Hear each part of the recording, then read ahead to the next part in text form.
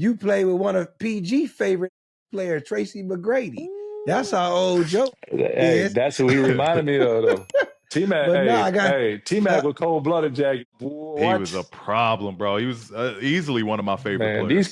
These kids these days have no idea. That right there, lefty Hezzo dunk, lefty Hezzo pole, see ya. That man was nasty.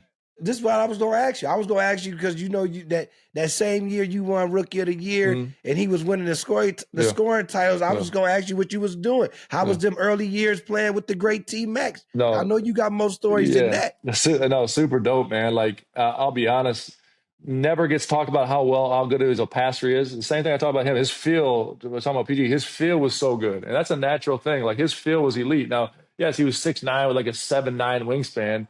But he's a grinder. He worked hard.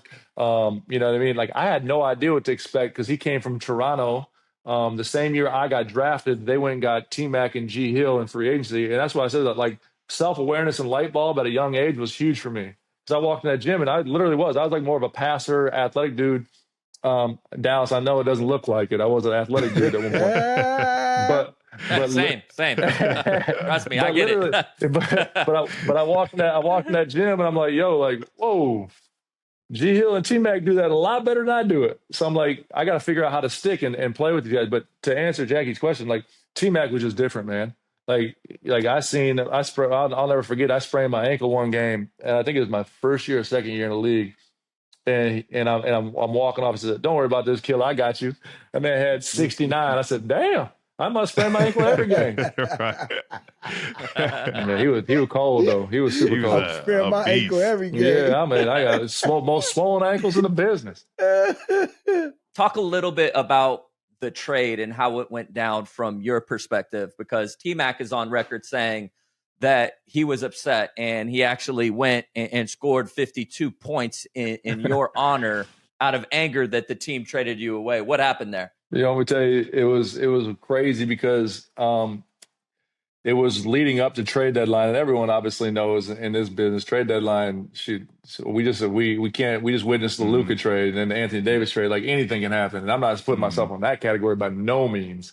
But like you're learning the business as basically my second year, is my third year in the league, and T-Mac did go in and basically said don't trade him is what I've been told.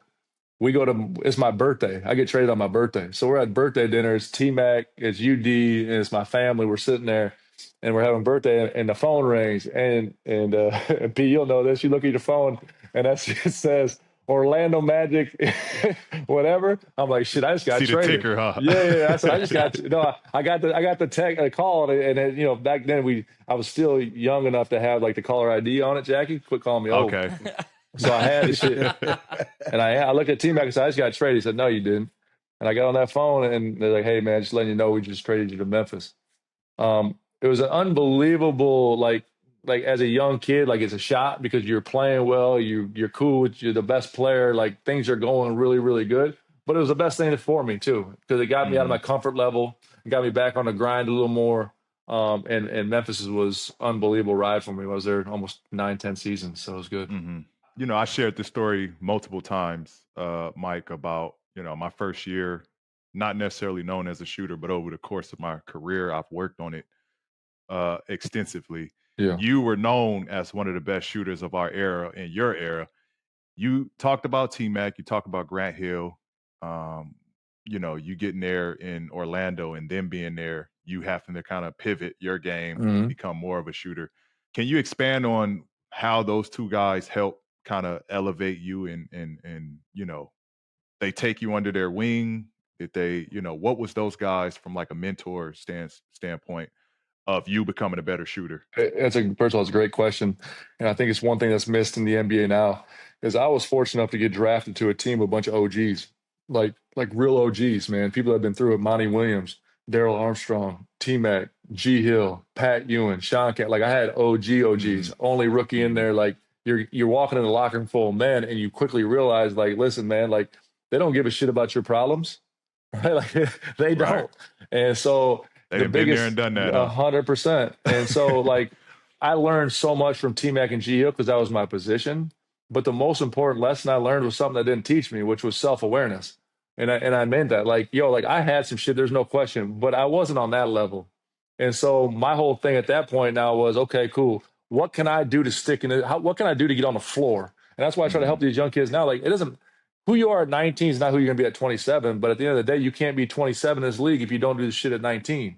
And so it's like, how do I get on the floor? How do I earn trust? How do I get, so like I learned like, okay, if I'm gonna be on this team, I better be able to be, yes, versatile offensively and defensively, but I'll be able to make shots. And so that's when I really started my routine, because I wasn't a shooter in college. I wasn't a shooter in high school, right? But I was like, oh shit, one thing I can control is how I shoot the ball. So I went on my routine, then I made 1,000 shots a day.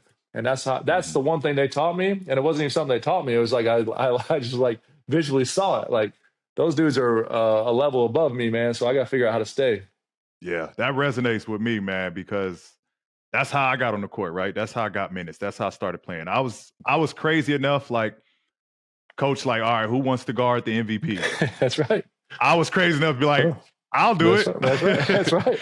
And so I wasn't a defender. I couldn't guard, coming out of college. Like, that wasn't what my strengths were. I wasn't a defender. I would say throughout, I was good at reading passing lanes and kind of, being quick to react on shit like that. But as far as moving my feet and keeping guys in front of me, hell no, I was a horrible defender. But it was for me, it was a chance to play and get on the court. So it was just like, fuck it, I'll do it. Like, I'll learn, I'll figure this shit out. Like, it's crazy because you turn yourself into an elite defender too. So that means you can play. You just didn't want to play that shit, Fresno. I just didn't want to play. Yeah, right. Just give me the ball. I play one side. But I'm telling you though, that's the most, and that's why, again, OGs are so important to this game, and why I think NBA franchises are going back to it. Is telling people what they need to hear, not what they want to hear. Like, if you look at, everyone sees you now and sees what you've been able to accomplish. They didn't see the first year. They didn't see the first two. Like, Joker didn't play his first year, right? Like, like everyone thinks they're just going to come in there and have that success. It doesn't work that way. It's opportunity. It's position. It's spot. You know what I mean? So it's like you gotta figure out how to get on that floor. And once you get on the floor, then it goes from 14 minutes to 22 minutes to 38 minutes. And at 38 minutes, it's your song and dance. Now it's up to you not to fuck it up.